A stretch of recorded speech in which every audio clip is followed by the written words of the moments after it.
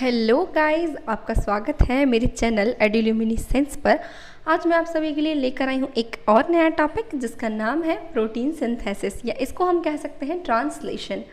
यूँ तो ये बहुत ज़्यादा रिक्वेस्टेड टॉपिक है। इसकी रिक्वेस्ट मेरे पास तकरीबन 8 महीने पहले से चली आ रही है, लेकिन ये वीडियो मैं इतनी लेट बना पाई हूँ। अब लेट इसलिए हो गई क्योंकि मैं चाहती थी कि ट्रांसलेशन जानने से पहले आपको रेप्लिकेशन और ट्रांसक्रिप्शन अच्छे से आना चाहिए, तो उन दोनों पर तो मैंने वीडियो बना लिया है। अब ये अलग बात है कि उनको उतने व्यूज़ नहीं मिले, बट मैं ऐसा एक्सपेक्ट करती हूँ कि मेरी इस वीडियो को आप बहुत सारा प्यार देंगे, और मैं आप लोग की बहुत थैंकफुल भी हूँ कि मुझे इतना सपोर्ट मिल रहा है, मुझे इतने अच्छे अच्छे कमेंट्स आते हैं।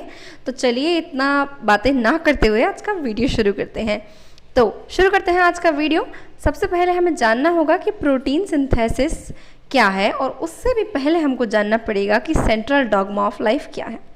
सेंट्रल डॉग्मा ऑफ लाइफ क्या होता है? जब डीएनए से डीएनए बने उसे हम कहेंगे रेप्लिकेशन, फिर डीएनए से आरएनए बने तो उसे हम कहेंगे ट्रांसक्रिप्शन, और जब आरएनए कन्वर्ट हो प्रोटीन में, कन्वर्ट नहीं एक्चुअली आरएनए बनाए प्रोटीन को, तो उसे हम कहेंगे ट्रांसलेशन। तो यही तीनों प्रोसेसेस जो है हमारी ज़िंदगी में चलते रहती हैं हमेशा, इसीलिए हम इसको कह रहे हैं सेंट्रल डॉग्मा ऑफ लाइफ। तो इसमें से 2 चीज़ें हम ऑलरेडी पढ़ चुके हैं, तीसरी चीज़ हमको शुरू करनी है आज इस वीडियो में। ये वीडियो होने वाला है पार्ट 1, जिसमें हम जानेंगे रिक्वायरमेंट्स। ओके, तो शुरू करते हैं। सबसे पहले ट्रांसलेशन होता क्या है? ट्रांसलेशन या प्रोटीन सिंथेसिस क्या होता है? It is the biosynthesis of protein or a polypeptide in a living cell. Living cell में प्रोटीन या पॉलीपेप्टाइड का बनना ट्रांसलेशन कहलाता है। अब हमने इसको ट्रांसलेशन क्यों कहा? कि क्या हम हिंदी से इंग्लिश में या इंग्लिश से हिंदी में ट्रांसलेट कर रहे हैं? नहीं, एक्चुअली लैंग्वेज का तो ट्रांसलेशन नहीं कर रहे हैं, बट मैसेज की कोडिंग डिकोडिंग यहाँ पर की जा रही है। तो इसमें हमने ट्रांसलेशन नाम क्यों दिया है? क्योंकि जो आपके न्यूक्लियोटाइड्स हैं उनमें 4 तरीके के बेसिस होते हैं। इन बेसिस को कुछ इस तरीके से ट्रांसलेट करना है कि वो अलग अलग तरीके के प्रोटीन बन जाए in terms of 20 amino acids. मतलब 4 न्यूक्लियक बेसिस जो हैं उनको आपको ट्रांसलेट करना है 20 अमीनो एसिड्स की भाषा में। सिंपल बात करते हैं हम ये। अब बात आती है ये कि प्रोटीन्स क्या होते हैं। बहुत ही बचकाना सवाल है, ज़्यादातर लोगों को पता होगा, पर फिर भी हम बात करेंगे। प्रोटीन्स क्या होते हैं? प्रोटीन्स कुछ नहीं होते, वो होते हैं पॉलीमर्स ऑफ अमीनो एसिड्स। अब बात आती है कि अमीनो एसिड्स क्या होते हैं। अमीनो एसिड्स ऐसे एसिड्स हैं जो कि अपने अंदर कार्बोक्सिल ग्रुप और अमाइन ग्रुप दोनों कंसिस्ट करते हैं और हमारी बॉडी के लिए बहुत ज़रूरी होते हैं। तो ये टोटल 20 अमीनो एसिड्स ऐसे हैं जो नेचर में पाए जाते हैं, और इन्हीं 20 अमीनो एसिड के मदद से सभी प्रोटीन बनते हैं। अब ये होता है कि अलग अलग कनेक्शंस होता है, कहीं कोई जुड़ता है कहीं कोई, और इस तरीके से 3D स्ट्रक्चर बन के आता है। अब बात आती है कि क्या रिक्वायरमेंट्स जो है लगने वाली है, क्या चीज़ें यूज़ होने वाली है ट्रांसलेशन में। जैसे किसी भी खाने पकाने के लिए, कोई डिश बनाने के लिए आपको इंग्रेडिएंट्स की ज़रूरत पड़ती है, वैसे ही ट्रांसलेशन की बायोसिंथेसिस में, मतलब प्रोटीन्स के बायोसिंथेसिस में आपको किन किन चीज़ों की ज़रूरत पड़ेगी। तो 3 चीज़ें बहुत ही इंपॉर्टेंट है। पहली है mRNA, दूसरी है tRNA, और तीसरी है फैक्टर्स। ठीक है, फैक्टर्स मीन्स सारे फैक्टर्स मैंने इन्वॉल्व कर दिए एक ही साथ। अब हम बात कर लेते हैं सबसे पहले mRNA के बारे में। mRNA सभी जानते हैं, mRNA यानी क्या होता है? Messenger RNA. मैसेंजर आरएनए वो है जिस पर क्या है, 3 न्यूक्लियोटाइड्स जो होते हैं उनका बेस सीक्वेंस होता है, जिसको हम ट्रिपलेट कह रहे हैं। 3 है इसलिए ट्रिपलेट। ठीक है, उस ट्रिपलेट को जो 3 अलग अलग न्यूक्लियोटाइड बेसिस से बना है उसको हम कहते हैं कोडोन। ओके, एक कोडोन कहते हैं हम उसे। ये जो कोडोन है ये किससे मिलके बना हो सकता है? ATCGU। अब इसमें क्योंकि ये mRNA है तो T तो होगा नहीं, T की जगह क्या होगा? U होगा। ये बेसिक नॉलेज है, हम सभी को पता है। फिर नेक्स्ट चीज़ आती है कि टोटल कोडोन कितने हो सकते हैं। तो क्योंकि आपके पास 4 बेसिस हैं और 3 का कोडोन बनता है, तो 4 का क्यूब कितना हो जाएगा? 64। तो टोटल 64 तरीके के कोडोन्स होते हैं। mRNA का जो सीक्वेंस है वो हमेशा 5 प्राइम टू 3 प्राइम एंड तक चलता है। ठीक है, 5 टू 3 प्राइम, और जब इससे कोई कनेक्शन जुड़ेगा तो वो इसका ऑपोजिट चलेगा। और नेक्स्ट चीज़ जो है वो क्या है कि इनमें से 64 में से 61 कोडोन्स जो हैं वो रिप्रेजेंट करते हैं 20 अमीनो एसिड्स को। अब सवाल ये उठता है कि सिर्फ 61 क्यों, बाकी के 3 कहाँ गए? क्योंकि बाकी के 3 किसी अमीनो एसिड को रिप्रेजेंट नहीं करते हैं, किसी अमीनो एसिड को नहीं लाते हैं, बल्कि वो स्टॉप कोडोन की तरह काम करते हैं, जिन्हें हम कहते हैं टर्मिनेशन कोडोन्स, जो कि होते हैं UAG, जिसको एम्बर कोडोन भी कहा जाता है। दूसरा है हमारा UAA, जिसको हम ओकर कोडोन भी कहते हैं, और लास्ट है UGA, जिसको हम कहते हैं ओपल कोडोन। ये तीनों ही क्या करते हैं? प्रोटीन सिंथेसिस को रोकने का काम करते हैं।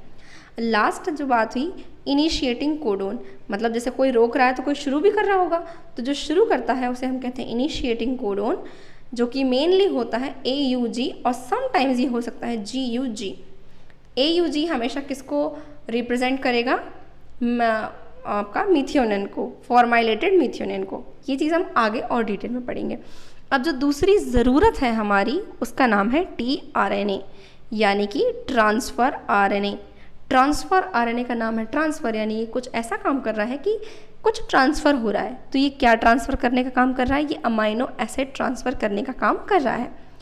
तो जैसे कि mRNA के पास 3 का एक ट्रिपलेट था, इसके पास भी है tRNA के पास, पर क्योंकि वो कोडोन था तो ये एंटी कोडोन हुआ। तो अब नेक्स्ट चीज़ आती है कि क्योंकि जो आपका mRNA था वो 5 प्राइम टू 3 प्राइम एंड पर चल रहा था, तो ये कैसा होगा? ये उसका एंटी पैरेलल होगा, तो ये हो जाएगा आपका 3 प्राइम टू 5 प्राइम। ओके, तो फिर नेक्स्ट चीज़ क्या होती है कि इसका स्ट्रक्चर, ये जो स्ट्रक्चर आपको रेड कलर में यहाँ पर दिख रहा है, ये स्ट्रक्चर है tRNA का, और tRNA में कुछ इस तरीके के लूप्स पाए जाते हैं। वैसे तो ये भी एक तरीके का RNA है, होना तो इसको भी लीनियर चाहिए, लेकिन क्या होता है इसके अंदर कुछ स्पेसिफिक पॉइंट्स पर इसमें बॉन्डिंग हो जाती है, और उस बॉन्डिंग की वजह से इसका इस तरीके का स्ट्रक्चर बन जाता है। लेकिन कहीं कहीं जहाँ बॉन्डिंग नहीं होती है वहाँ इसके खाली एरियाज छूट जाते हैं, लूप्स छूट जाते हैं, तो जो कि आपको यहाँ पे क्लियरली विजिबल है। तो इसमें जो नीचे वाला जो पोर्शन आपको दिख रहा होगा, जहाँ मैंने लिखा है अमीनो एसाइल tRNA, वो वाला जो नीचे का पोर्शन होता है वहाँ पर आपका एंटी कोडोन प्रेजेंट रहता है, और इसकी जो 2 आर्म्स हैं या जिसके जो 2 एंड्स हैं, उनमें से जो लंबा वाला एंड आपको दिख रहा होगा उस पर अमीनो एसिड अटैच रहता है, जो कि मैंने यहाँ पे ब्लैक कलर से डिनोट किया हुआ है, आपको क्लियरली दिख रहा होगा। फिर नेक्स्ट चीज़ जो हमारी होती है, जो ज़रूरत है हमारी, वो है फैक्टर्स, जो कि बीच बीच में आके कुछ बहुत ही ज़रूरी रोल प्ले कर रहे होंगे, जैसे कि इनिशिएशन फैक्टर्स, मतलब जब इनिशिएशन चलेगा तो इनिशिएशन फैक्टर्स काम आएंगे, एलोंगेशन चलेगा तो एलोंगेशन फैक्टर्स काम आएंगे, टर्मिनेशन होगा तो टर्मिनेशन फैक्टर्स काम आएंगे। अब ये जो सारी पंचायत है, ये जो सारी बातें हैं, ये हवा में नहीं हो रही। ये मैंने आपको पहले क्यों बताया है?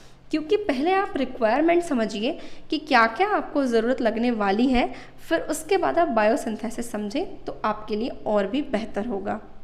इस वीडियो में मैं आपको सिर्फ और सिर्फ रिक्वायरमेंट्स और एक बेसिक ओवरव्यू दूंगी प्रोटीन सिंथेसिस का, और नेक्स्ट वीडियो में हम बहुत ही डिटेल में समझेंगे प्रोटीन सिंथेसिस को, और वो भी एक नए तरीके से, मुझे लगता है जो आपको शायद बहुत पसंद आएगा। तो फिर चलिए एक ओवरव्यू देख लेते हैं कि कैसे प्रोटीन सिंथेसिस होता है। तो जैसे कि आपको यहाँ पे एक रिबन लाइक स्ट्रक्चर दिख रहा होगा जिस पर रेड कलर से लिखा हुआ है AUG, वो है हमारा mRNA। हमारा mRNA जो है वो राइबोसोम पर आ चुका है। और बहुत ही इंपॉर्टेंट बात, ये जो मैं स्टार्टिंग में आपको बताना भूल गई कि प्रोटीन सिंथेसिस का जो लोकेशन है वो राइबोसोम होता है। ये तो खैर बच्चा बच्चा जानता है, क्योंकि सेल का प्रोटीन फैक्ट्री क्या कहलाता है? राइबोसोम कहलाता है। तो यहाँ पर क्या हुआ, mRNA आ चुका है, इसने अपना पोजीशन ले लिया है। अब जैसे ही mRNA में एक कोडोन रिप्रेजेंट होगा तो उसके जैसा एक एंटी कोडोन खोजा जाएगा आपकी पूरी सेल में। तो मान लीजिए यहाँ पर AUG है, तो इसका जो एंटी कोडोन है वो क्या बनेगा? A का बनेगा U का बनेगा A और G का बनेगा C। तो UAC नाम का एक एंटी कोडोन वाला जो tRNA है वो आएगा, ठीक है, वो आएगा और क्या करेगा? इसके साथ अटैचमेंट करेगा, और वहाँ पर अटैचमेंट करने से एक अमाइनो एसिड वहाँ पर आ जाएगा। फिर धीरे धीरे क्या होगा, ये जो mRNA है आगे की तरफ स्लाइड करेगा, मूव करेगा। तो जैसे ही आपका mRNA जो है वो आगे की तरफ स्लाइड करेगा तो अगला कोई और कोडोन जो है वो tRNA के साथ में रिएक्शन करेगा और उससे अपना नेक्स्ट अमाइनो एसिड देगा। तो इस तरीके से ये जो चेन है ये चलती जाएगी एक के बाद एक, तब तक जब तक कि स्टॉप कोडोन नहीं आ जाता। और जैसे ही स्टॉप कोडोन आ जाएगा तो आपकी जो प्रोटीन सिंथेसिस है वो स्टॉप हो जाएगी और आपका जो फाइनल प्रोटीन है वो बन जाएगा। आई एम श्योर कि अभी आपको कुछ भी समझ नहीं आया होगा कि कैसे प्रोटीन्स बन गए हवा में। तो क्योंकि वैसे भी ये वीडियो जो था वो प्रोटीन बनाने पर बेस्ड नहीं था, ये सिर्फ उसके रिक्वायरमेंट्स पर था, इंग्रेडिएंट्स क्या लग रहे हैं उस पर बेस्ड था।